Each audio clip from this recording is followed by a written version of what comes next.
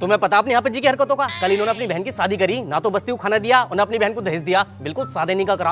अबे सही कह रिया, ये मुल्ला लोग होमे सियाने। हमने अपनी बहन की शादी करी, दहेज भी दिया और बस्ती को खाना भी दिया। क्या बात जाहिलो, मेरे बारे में बात कर रहे हो क्या? हाँ हाफिज जी तुम्हारे बारे में बात कर रहे हैं, डरे कोई नहीं तुमसे, तुम्हारे मुंह पे कंगे। तुमने अपनी बहन की शादी करी, दावत तक की न खिलाई हमें। अबे तो जाहिल, मैं तुझे दावत खिलाऊंगा क्यों? तू क्या मेरा रिश्तेदार लगा है?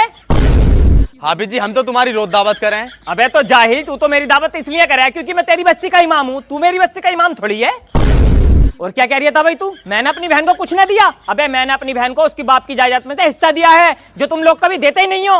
हाफिज जी हमने भी तो हक अदा करा अपनी बहन का, 4 पहिया गाड़ी दी है और 1000 आदमी को खाना खिलाया। अबे जाहिल, 20 बीघे का खेत है तेरे पास, तूने 4 पहिया गाड़ी दी तो ये सोच लिया कि तूने अपनी बहन का हक अदा कर दिया।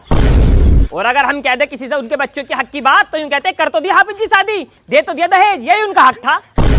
जाहिलो, जब तक तुम अपनी बहनों को इस्लाम के हिसाब से हिस्सा न दोगे, जब तक उनका हक अदा नहीं हो सकता।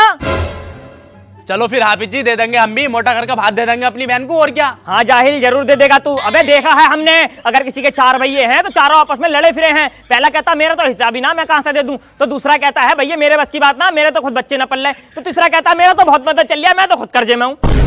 अबे मेरी बहन का 10 लाख का हिस्सा बैठा है, जो मैंने उसे अदा करा, और फिर भी देखो मैं नुकसान में नहीं हूँ। कैसे? मेरी बहू का 40 लाख का निकल लिया, जो मेरे साले मेरी बहू को देंगे।